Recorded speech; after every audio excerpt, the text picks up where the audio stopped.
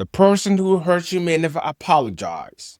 Your parents may never understand what they did. Your ex may never admit the truth. Your friends may never support your vision.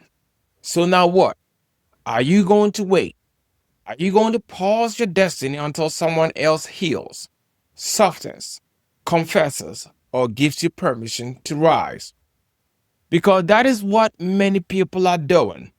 They call it healing. They call it closure. But sometimes closure is just asking the person who broke the door to come back and build you a house. And that may never happen. So here's the truth. Nobody has to change for you to win. Not because what they did was okay. Not because your pain was imaginary. But because your life cannot stay hostage to someone else's awareness. You are not here to beg someone else's heart to become the key. You are the key. Nobody has to change for you to win. A lot of people are not trapped by the person who hurt them. They are trapped by the belief that the person who hurt them must change before they move. That is the deeper cage. Now your healing has a gatekeeper. Your peace has a landlord. Your future has a password. Someone else is awakening. But some people are not waking up anytime soon. Some people are too proud, too wounded, or too committed to their version of their story to face themselves. Some are not evil. They are just asleep, moving from ego, fear, and old pain instead of truth. But asleep people still break hearts, raises children, lead homes, and shape relationships. Maybe they owe you accountability. But they may owe you accountability, but you still owe yourself freedom. If you wait for the accountability before your freedom, the person who wounded you becomes the warden of your soul. Now, let's be clear. Nobody has to change for you to win. Does not mean tolerating abuse. It does not mean you stay silent or pretend everything is fine. That is not enlightenment. That is self-abandonment with spiritual language around it. Real spirituality is not weakness. Real spirituality has a spine to it. A boundary is not hate. A boundary is truth with backbone. A boundary says, you may choose your path, but I will no longer betray myself to walk beside you. Sometimes your win is forgiveness. Sometimes your win is distance. Sometimes your win is one honest conversation or leaving the room. Not from hate, from truth. Because if you must shrink to keep the connection, that is not love. That is survival. Here's why this is so hard. For many people, this is not really about the boss, the ex, the friend, or the partner. It is older. There's a child inside many people still waiting for mother to see them, father to choose them, and someone to say, I am sorry, you were not the problem. Because that child never heard those words, the adult keeps seeking them everywhere. From lovers, mentors, bosses, audiences, strangers online. That is why rejection feels like an old wound wearing new clothes. And that is why nobody has to change can feel threatening. The child inside says, if they did not change, who will finally love me? This is where the sacred adult must enter and say, I know you waited a long time, but we are not going to die at this door. We are getting up now, and this time, I'm coming with you. That is healing. Not waiting for the people who abandoned you to become your rescuers, but becoming so present that abandonment is no longer your identity. At some point, you must become the voice you never heard. I believe you. I choose you. I am proud of you. You are not waiting anymore. That is not ego. That is repair. There was a season after I finished my software studies where I kept applying for tech jobs and getting rejected. I had failed interview after interview, and then I got a chance to interview with Amazon, the tech company, for an iOS developer role. And in that interview, the tech lead talked to me in a way that crushed me. He made me feel like I did not belong there. He basically told me I did not have the brains for it. I went home, hurt, angry, and embarrassed. But after the pain settled, something in me woke up. I realized I had come too far to let one person's opinion become my identity. So I stopped waiting for the tech world to become kinder before I became stronger.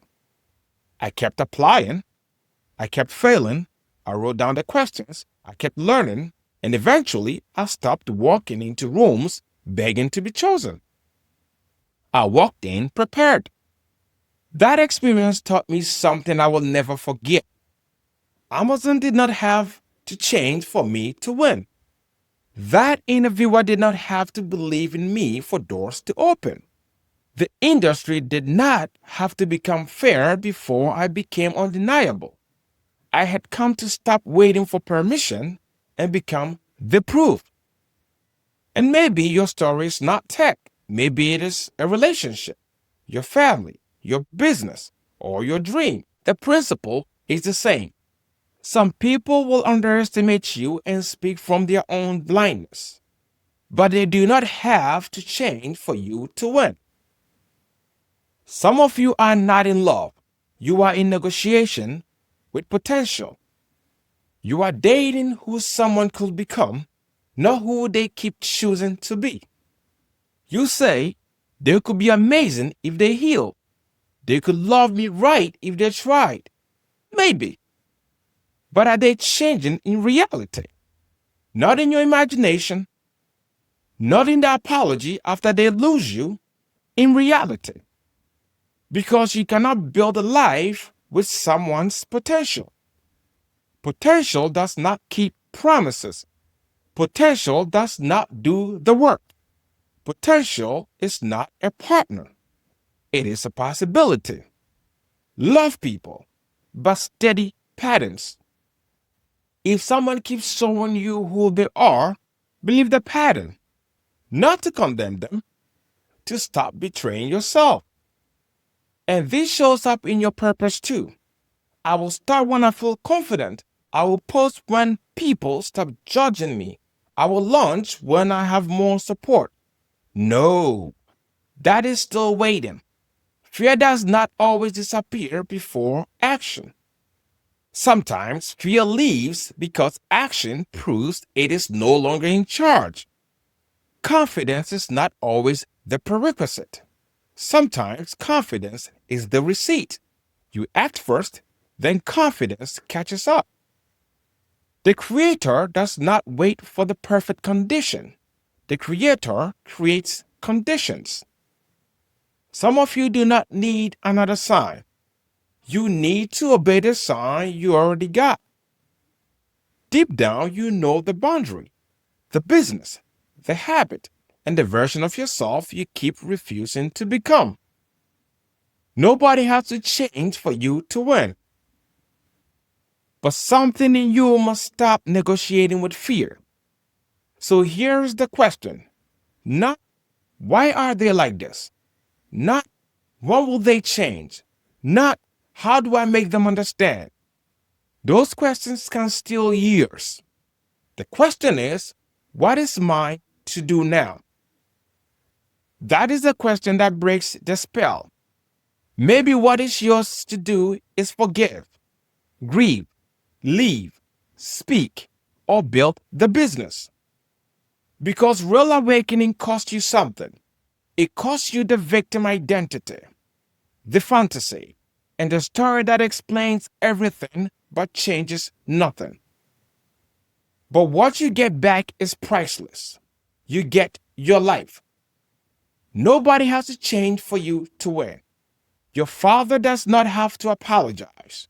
Your mother does not have to understand. Your ex does not have to regret losing you. The world does not have to become gentle first.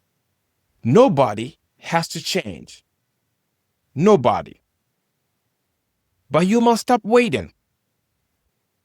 The soul did not come here to beg. The soul came here to remember, create, love, and say, this happened. It hurt.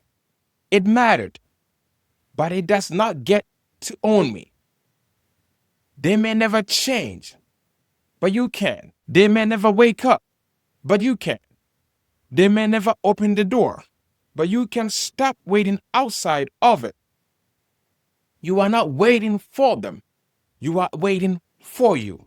So stop waiting. Stop shrinking. Tell the truth. Choose the next right action and win. Not by defeating them. Not by proving them wrong. Not by becoming cold. Win by becoming free. Nobody has to change for you to win. Now go live like you believe it. Your power begins where waiting ends. Before you scroll, sit with one question. Who have I been waiting on to change before I allow myself to live? Then ask, what is mine to do now?